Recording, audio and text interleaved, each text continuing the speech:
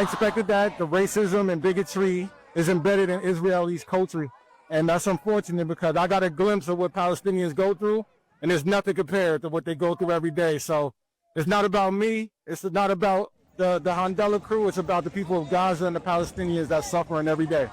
We knew that we couldn't feed everybody. It was about the hope and about the fact that we're sending a strong message that we're never going to stop. We're going to send another flotilla, another one after that, and we're never going to quit and give up. The resistance movement is going to last forever, and it's going to outlive the evil. And the most important thing, we are here to break the illegal siege that Israel has imposed. And that was Christian Smalls, a former Amazon warehouse supervisor who became a labor leader and founder of the Amazon Labor Union, the first independent, democratic, worker-led labor union in U.S. history for Amazon in Staten Island, New York. He's also the founder of the Congress of Essential Workers, a nationwide collective of essential workers and allies fighting for better working conditions, better wages, and a better world. And you can see him there being greeted after a detention overseas.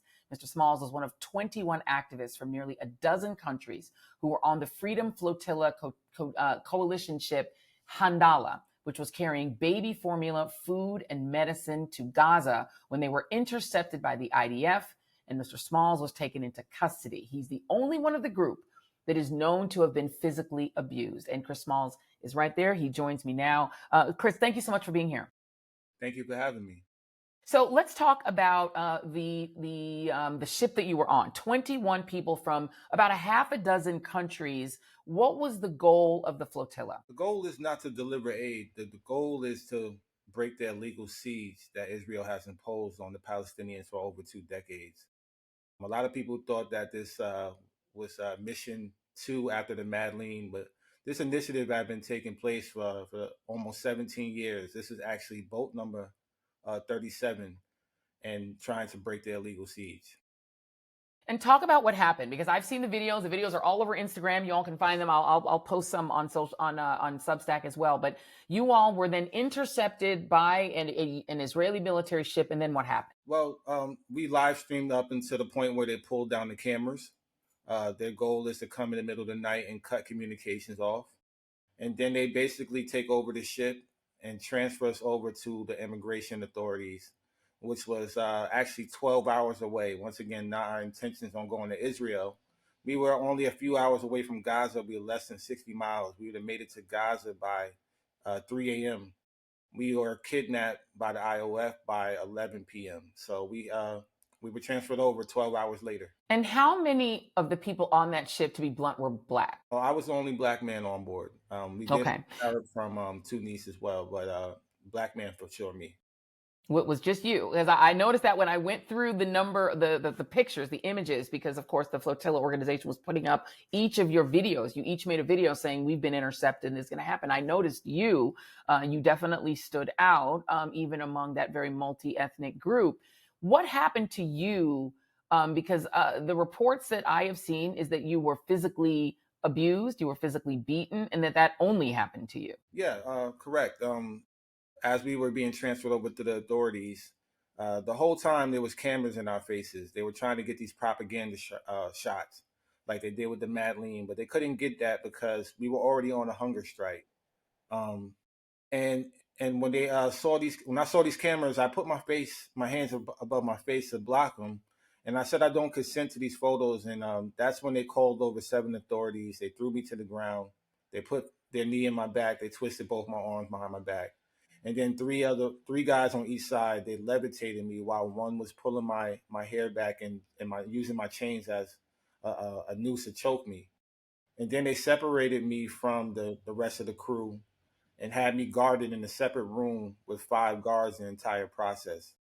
And that's when, the abuse ended right there. But then they were trying to also psychologically tear us down as well. It got worse throughout the time that we had to spend in prison. How long were you held? So I was the last to leave.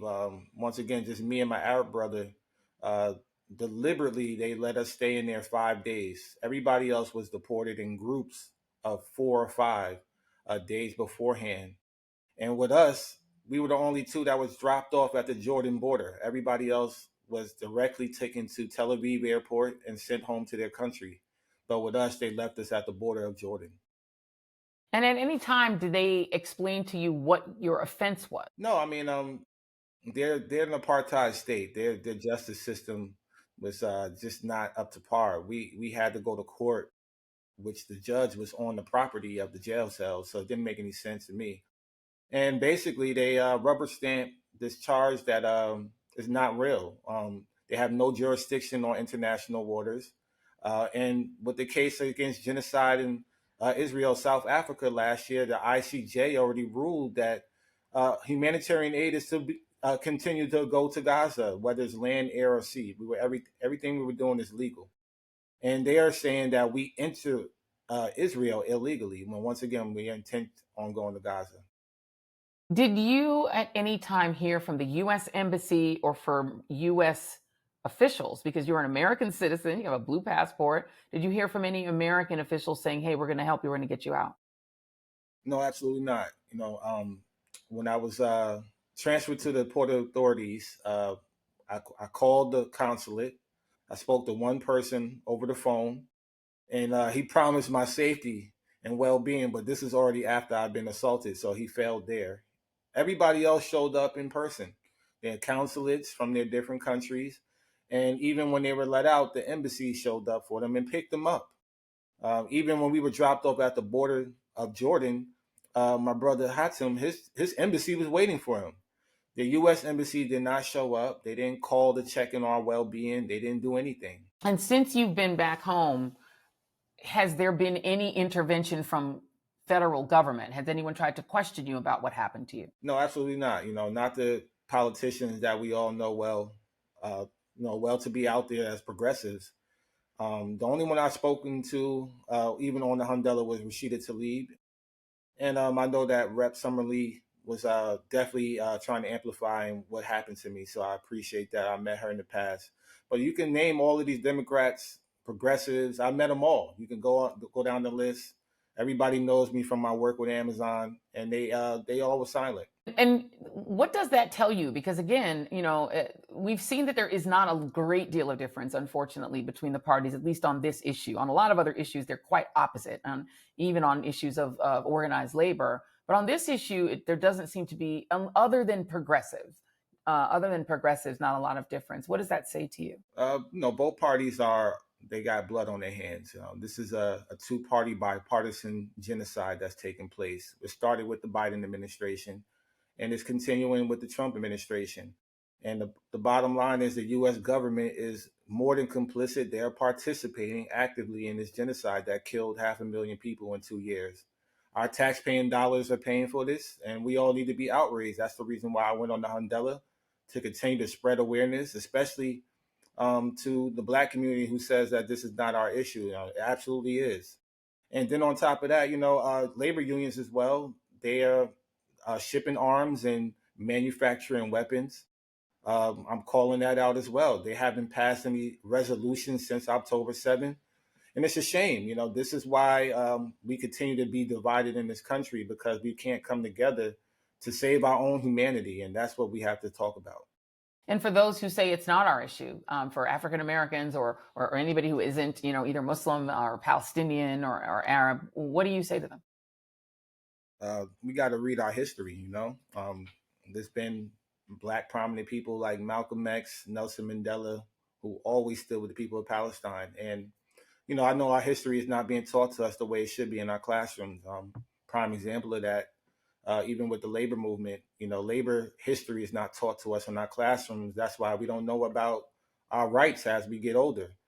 And, we just have to put aside these stigmas. The reason why capitalism thrives is because they want to divide people, keep us divided, and create fear and doubt. Without that, we can overcome anything. And that's what we've proven when we defeated Amazon, a $2.2 trillion company. It wasn't money that helped us. It was the power of people. And it's the same thing with the Palestinian movement. What's your next step? I'm going to continue to use my platform to amplify the message of freeing Palestine, and definitely continue to help my union out, try to get a first contract. Once again, it's all connected. Amazon has everything to do with this genocide as well. The AWS is the military industrial complex. And once again, we have to hold our elected official accountable, and hold these labor unions accountable. Got a lot of things lined up, but I'm definitely going to continue to be in the streets. Well, we appreciate you, Chris Smalls, for taking the time. Thank you. There was a lot of us tracking you down. We were waiting for you to be back on US Soil so that we could talk to you, and appreciate you for all that you've done. In particular, I think people really need to look to what you've done when it comes to Amazon, because that company, as you said, is not exactly looking out for the little guy. So thank you, Chris Smalls. We appreciate you. Thank you for having me. I appreciate it. Thank you. Thank you very much. All right, y'all. Thank you all for joining us tonight, and thank you, Wi-Fi, for letting that Chris Smalls video go through. I think everyone is in bad weather, and when bad weather happens, you know what Wi-Fi likes to do. It likes to glitch up. But we appreciate y'all. Thank you for watching. Please be sure to subscribe and share. Hit that subscribe and share button right below. Hit the little notification thingy too, so that you always know when we go live. Because you saw yesterday, sometimes we might do it. You never know. But we want you to know where to be every Monday, Wednesday, and Friday at 7 p.m. Eastern Time, right here on the Joy Reid Show, because we've got a lot more good stuff coming for you. Thank you all for tuning in, and good night. Thank you all for tuning in. Be sure to like and subscribe, share this channel. Make sure that everybody subscribes to the YouTube channel. 70% of people are lurking, watching these shows and not subscribing. Why would you do that? So make sure that you like, subscribe, and throw some comments. And thank you all for joining the Joy Reid Show. See you on the next one, and goodbye for now.